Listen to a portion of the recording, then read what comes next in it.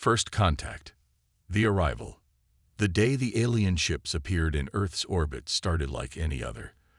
Dr. Samantha Chen, lead astrophysicist at the Global Space Observatory, was reviewing data from the previous night's deep space scans when her computer screen suddenly flickered. At first, she thought it was a glitch, but as she tapped her keyboard to refresh the display, her heart nearly stopped. This can't be right," she muttered, her eyes widening as she stared at the screen. The data showed massive objects entering Earth's orbit, objects that hadn't been there just hours before. Samantha's fingers flew across the keyboard, cross-referencing the data with other observatories around the world. Within minutes, her worst fears were confirmed. She reached for her phone with trembling hands, dialing a number she hoped she'd never have to use. "Director Walsh, it's Dr. Chen.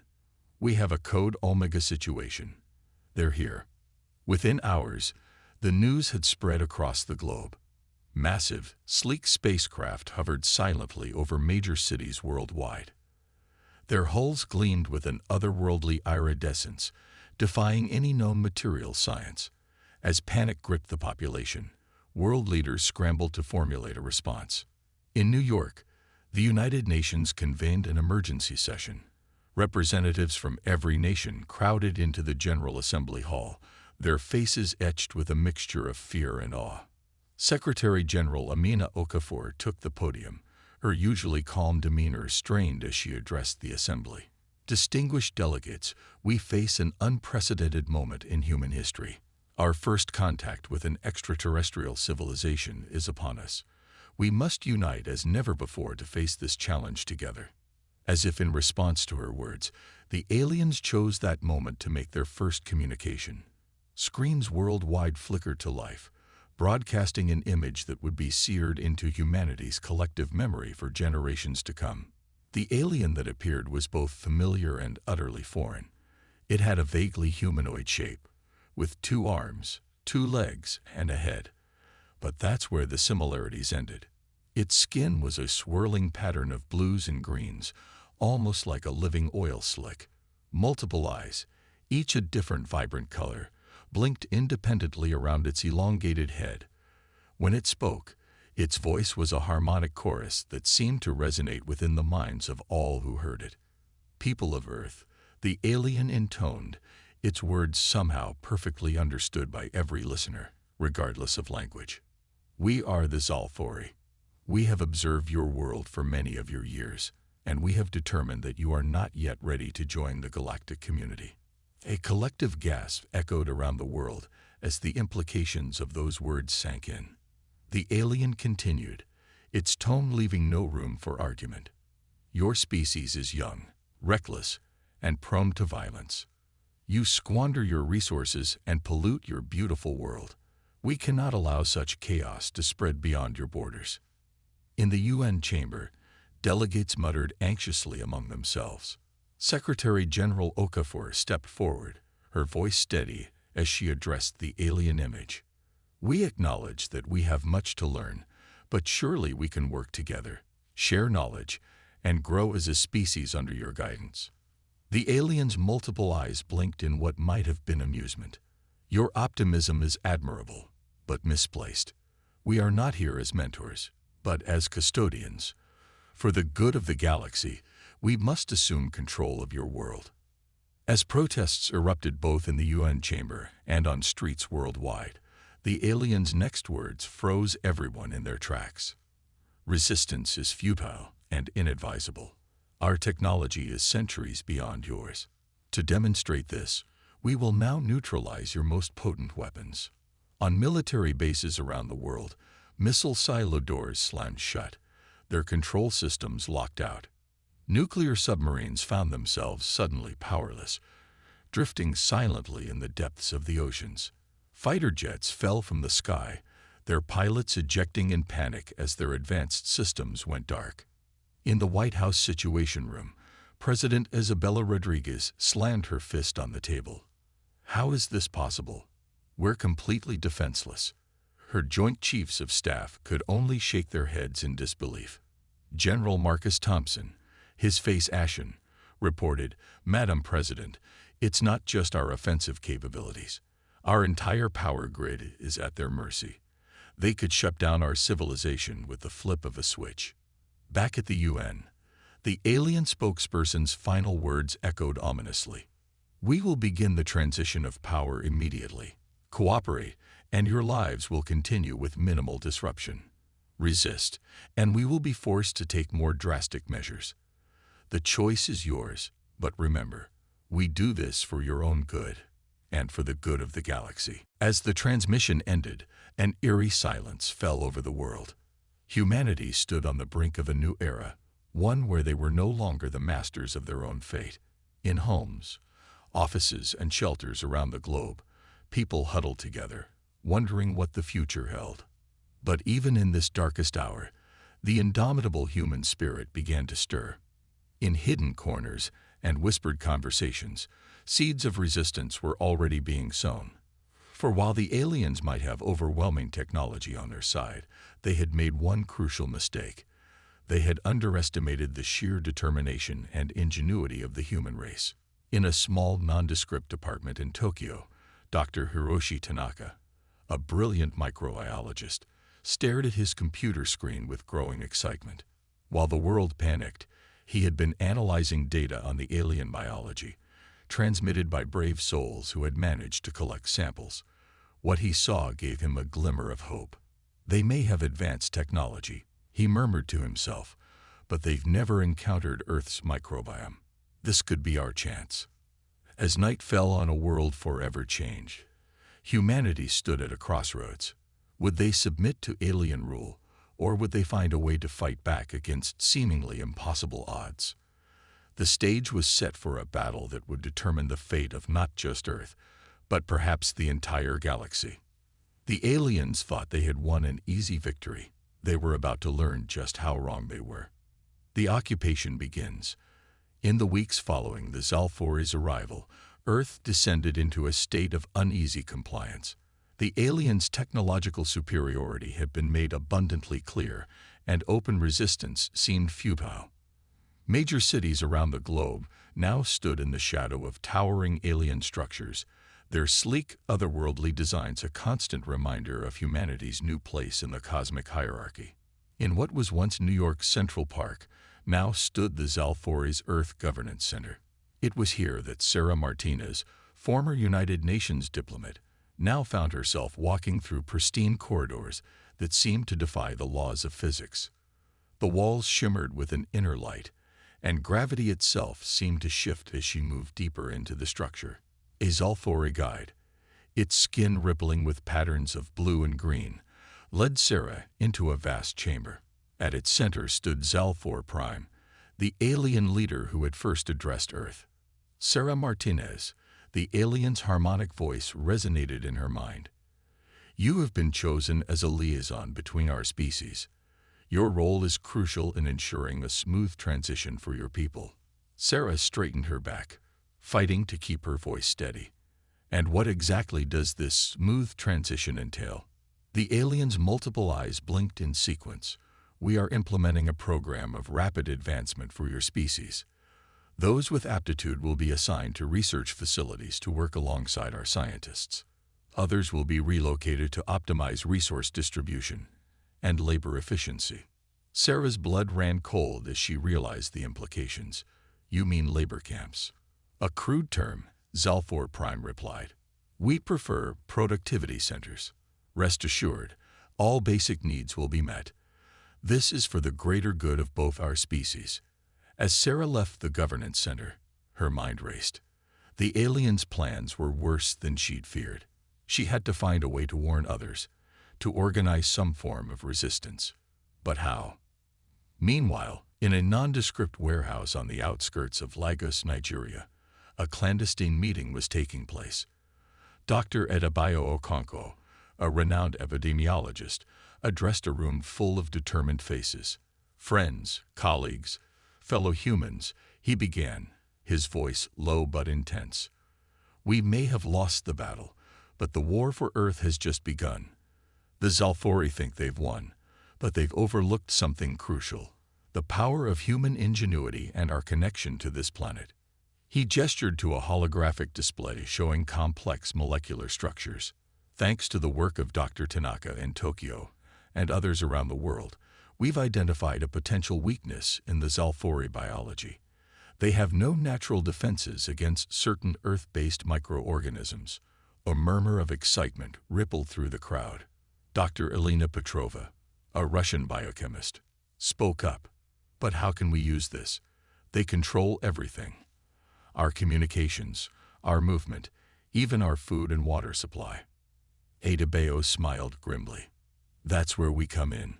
We need to create a network, a hidden resistance that can operate under the aliens' radar. We'll use old technology, radio, printed messages, word of mouth. Anything they might overlook in their arrogance.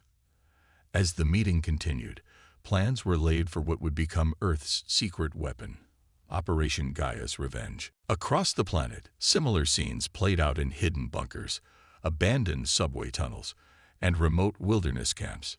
Humanity, pushed to the brink, was finding its strength in unity and secrecy. In the Zalfori's productivity centers, the seeds of rebellion were also taking root. In a massive facility outside Beijing, formerly the Forbidden City, Lai Wei worked tirelessly alongside thousands of others. The work was grueling, but it provided an unexpected opportunity. Lai, once a software engineer, had been assigned to maintain the aliens' quantum computers. As she worked, she began to understand their systems, finding small vulnerabilities that she carefully kept to herself. Each night, she would encode her findings into seemingly innocuous patterns in her mandatory daily reports, building a digital Trojan horse that would later prove invaluable to the resistance. But the Zalfori were not oblivious to the potential for human rebellion. In their orbital command ship, Sub-Commander Zalthex reported to the High Council. Honored ones, while the humans appear compliant, our deep scans detect pockets of unusual activity. Their primitive attempts at shielding are quaint, but noticeable. The High Commander's avatar shimmered into existence, its form a swirling mass of colors. Your concerns are noted, Zalthex, but do not overestimate these primitives. Their resistance, if it exists, is futile. Continue the integration process as planned. Zalthex bowed in acknowledgement, but as the transmission ended, a flicker of doubt crossed its features. There was something about these humans, a resilience that didn't quite fit with their initial assessment.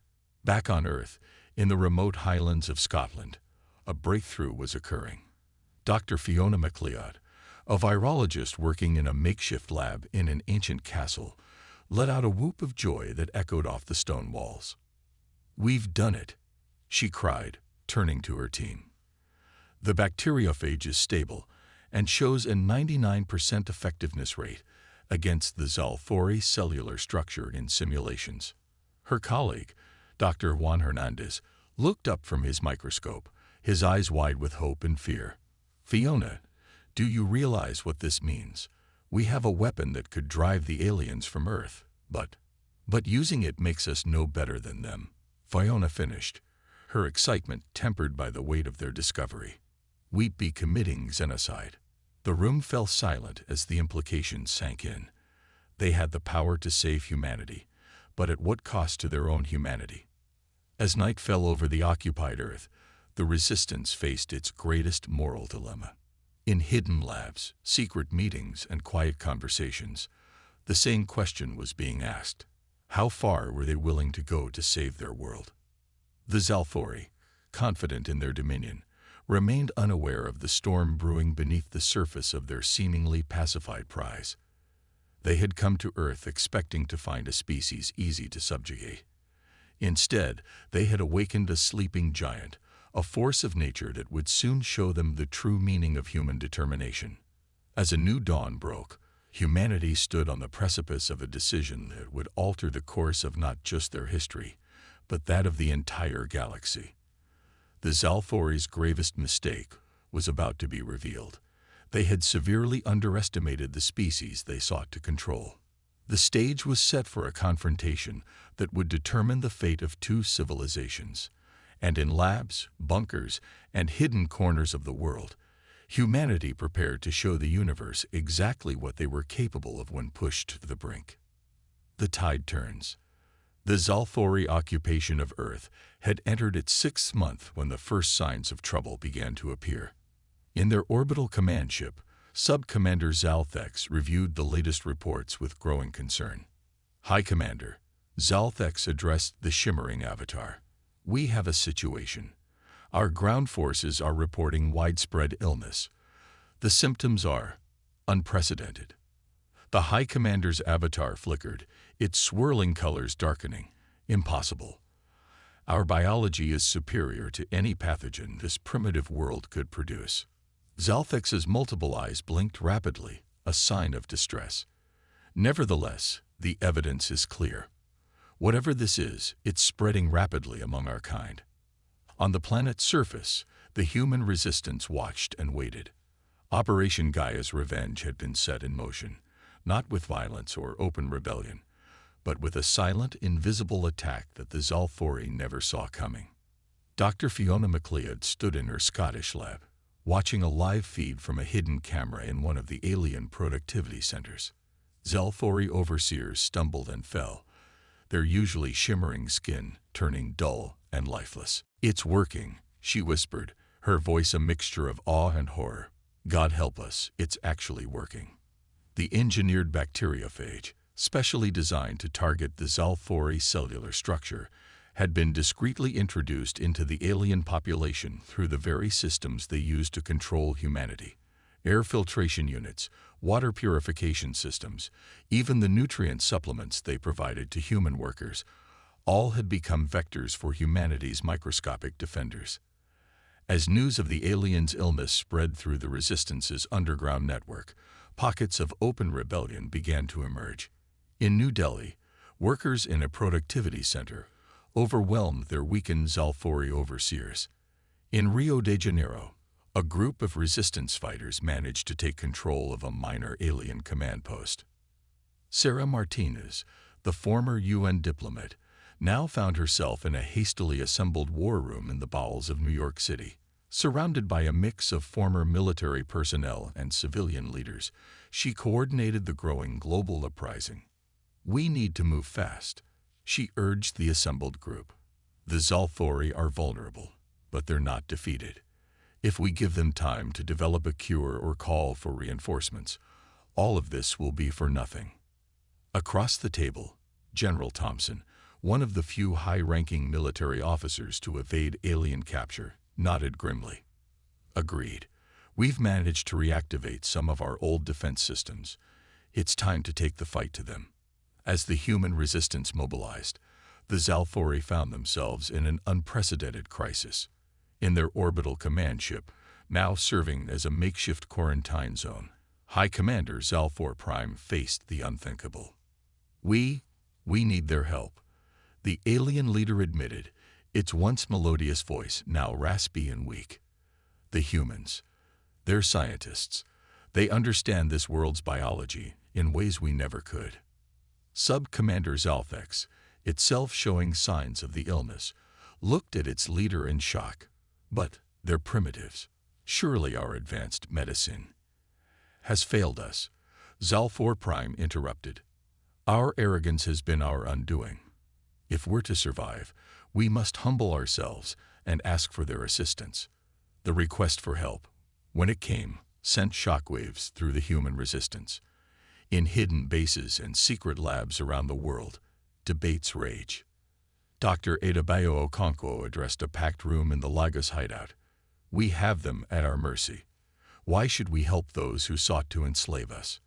Dr. Elena Petrova countered, "Because it's the right thing to do. We created this weapon. We have a responsibility." As the argument continued, Dr. Hiroshi Tanaka's voice cut through the clamor. Joining via a secure video link from Tokyo, he said, "Friends, colleagues, this is our opportunity.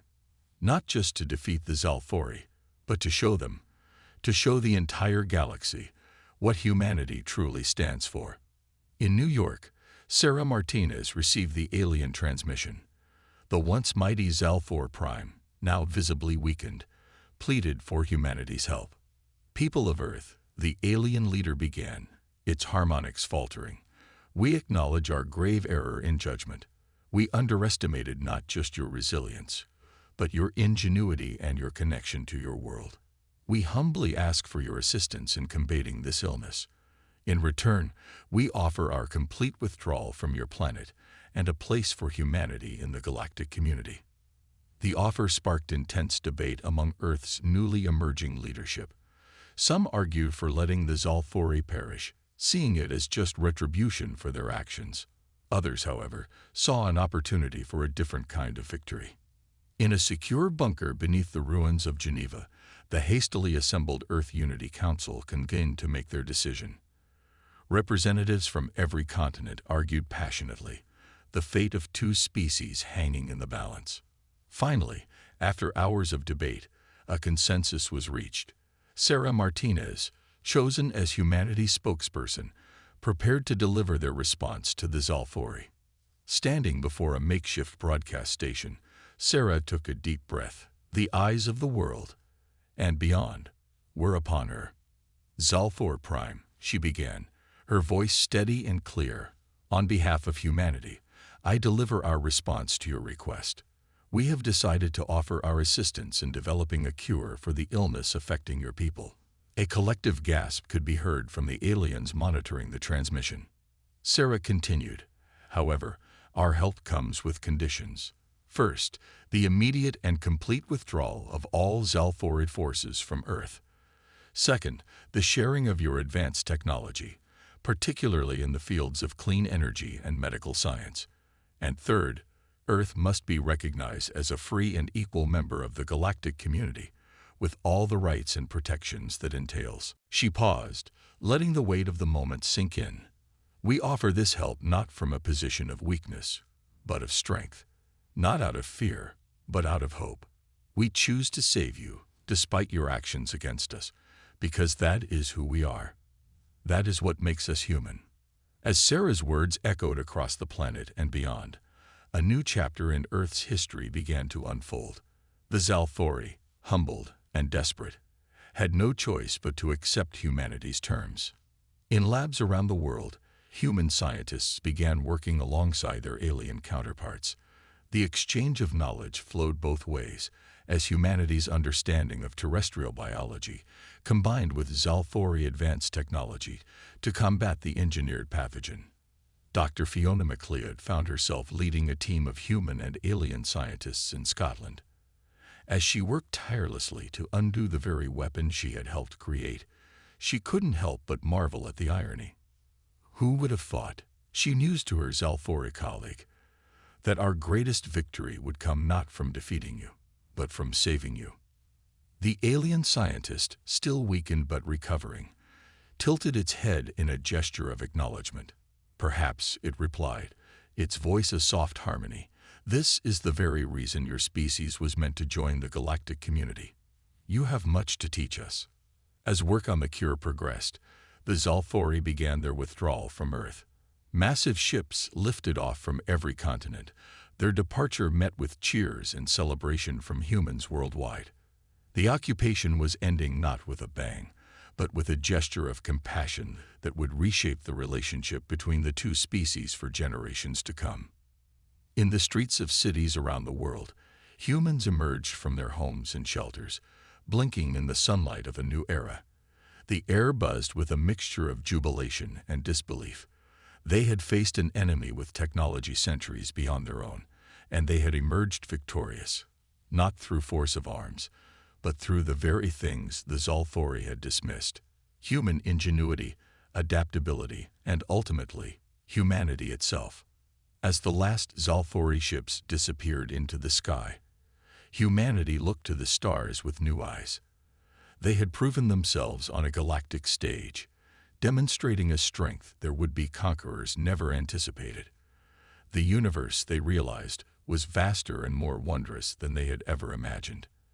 And now, they were ready to take their place in it. The tide had turned, and with it, the destiny of not just one world, but two.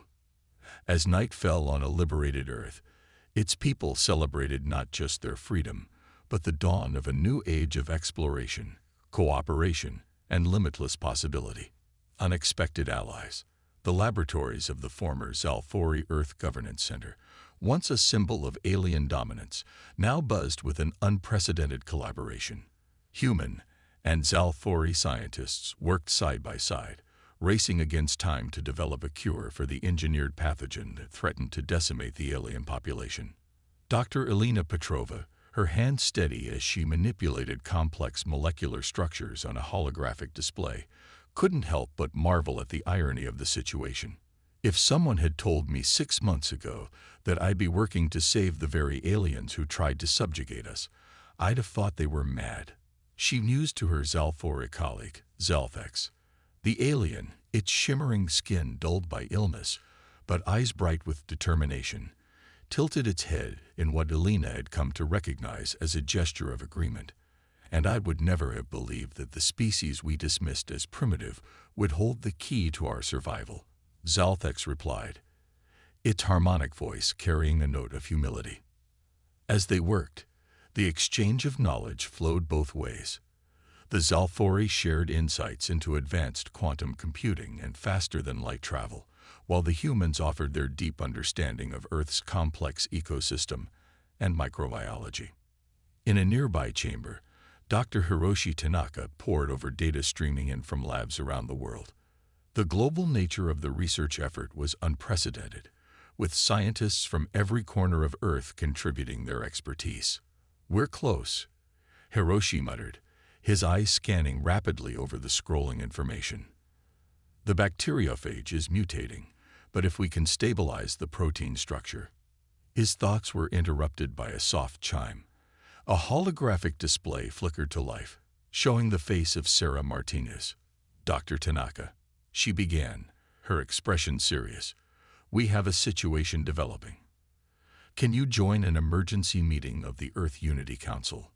Minutes later, Hiroshi found himself in a virtual conference room, facing the leaders of humanity's newfound global government.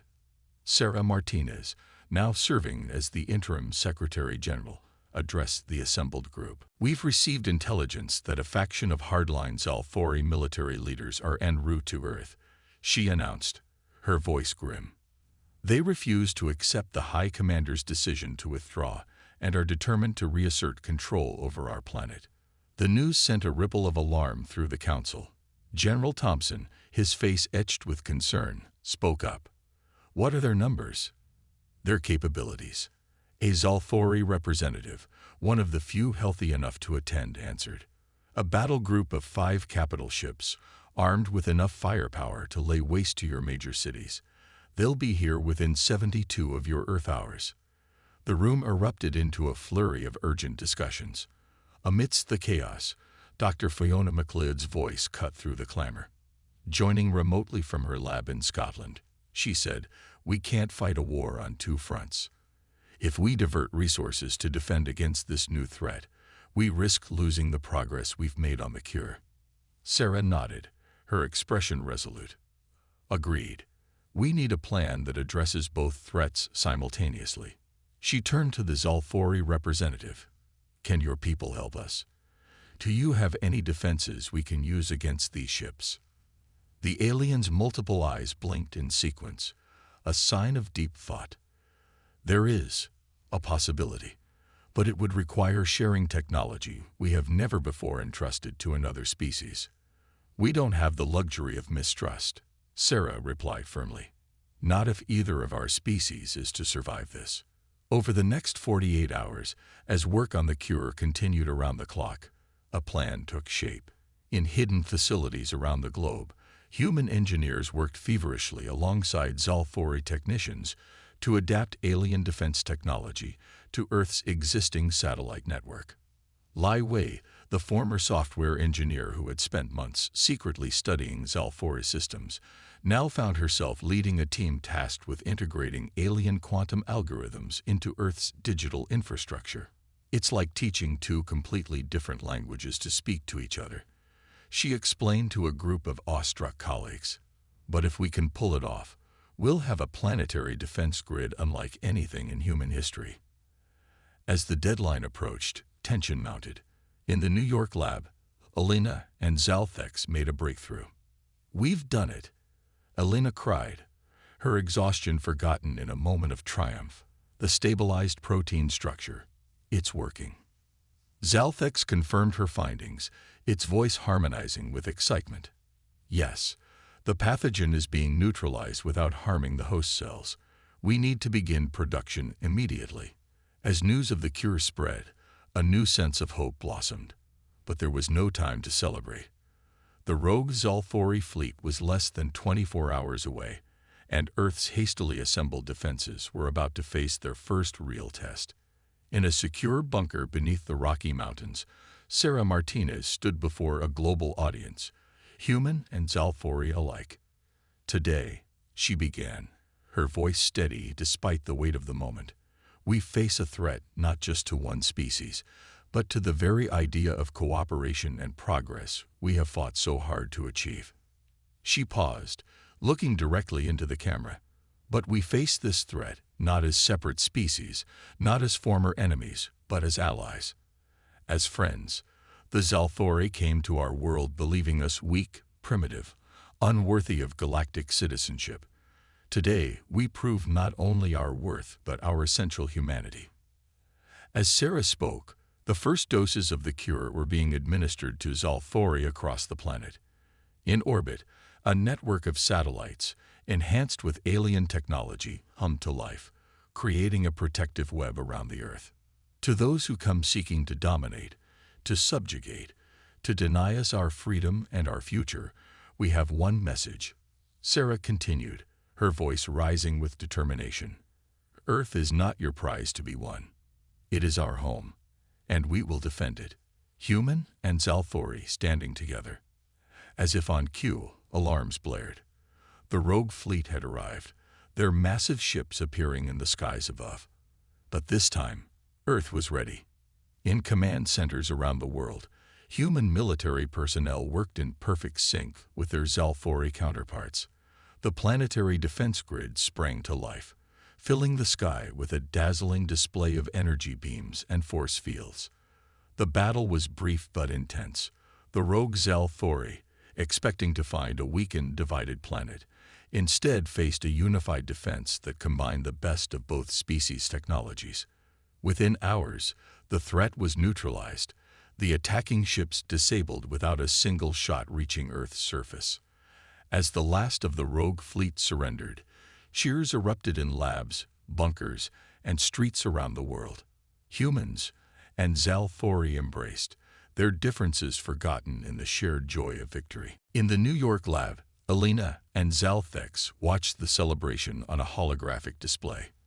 "I never imagined this outcome when we first arrived on your world," Zalthex admitted, its voice soft with wonder. Alina smiled, placing a gentle hand on the alien's shoulder. "That's the thing about us humans," she said. "We have a habit of surprising everyone, including ourselves." As night fell on a world forever changed, the stars seemed to shine brighter.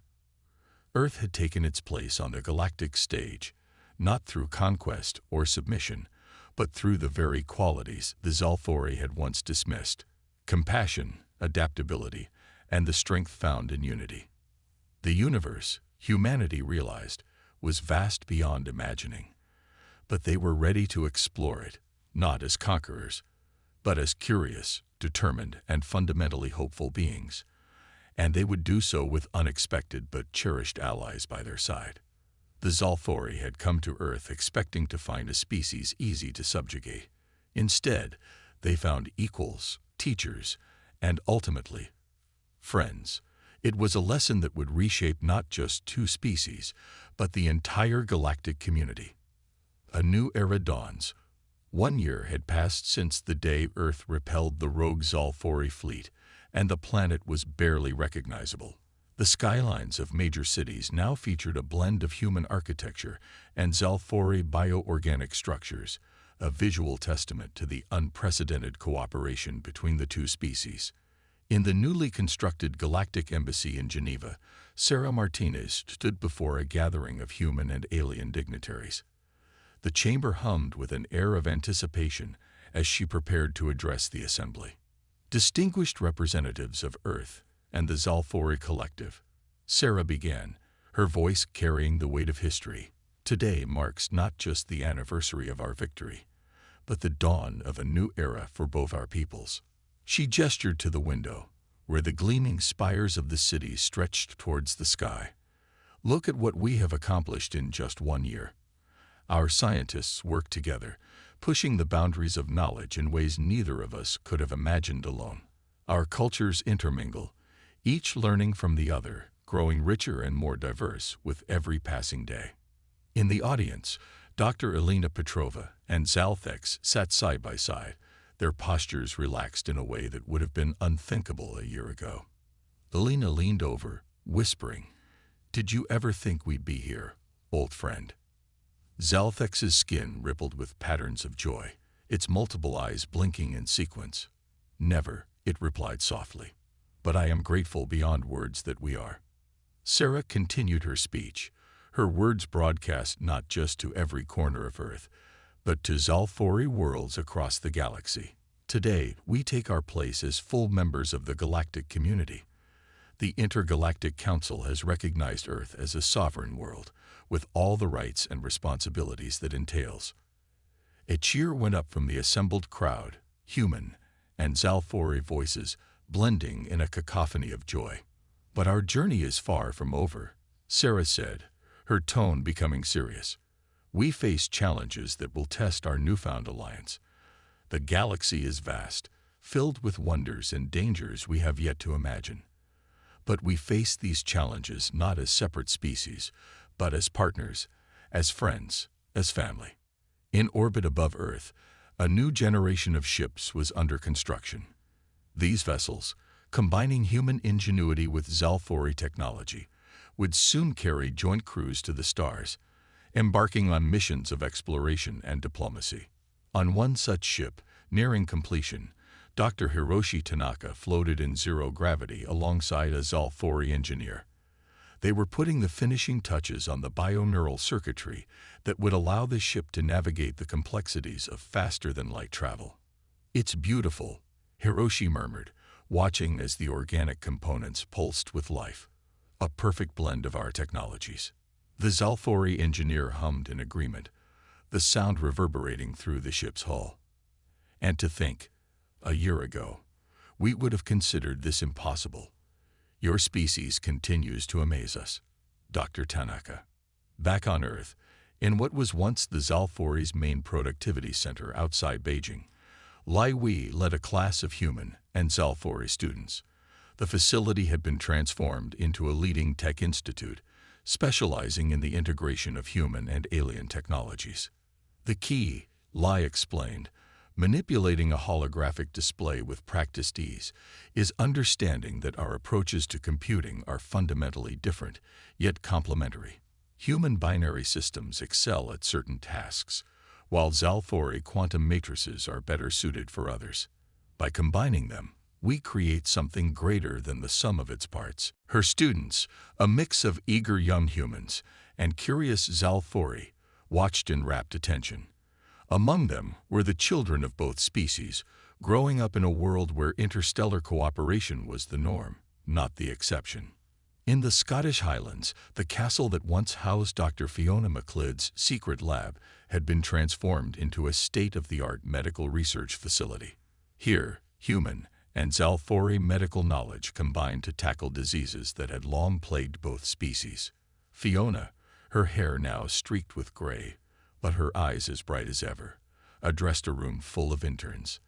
"What we learned from creating and curing the engineered pathogen has opened up entirely new avenues of treatment," she explained. "We're on the verge of breakthroughs that will extend lifespans, cure genetic disorders, and perhaps even unlock the secrets of cellular regeneration." As the day wore on, celebrations erupted in cities and towns across the globe. In New York's Times Square, in the crowded streets of Tokyo, in the bustling markets of Lagos, humans and Zalfori mingled freely, sharing food, music, and stories. The Zalfori, once seen as conquerors, were now welcomed guests. Many had chosen to make Earth their home, drawn by the vibrant diversity and indomitable spirit of humanity. In turn, humans had begun to venture to Zalfori worlds, embarking on cultural exchange programs and scientific expeditions.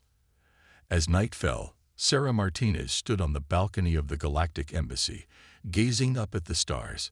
Beside her stood Zalfor Prime, the former High Commander of the Zalfori Occupation Force, now serving as the ambassador to Earth.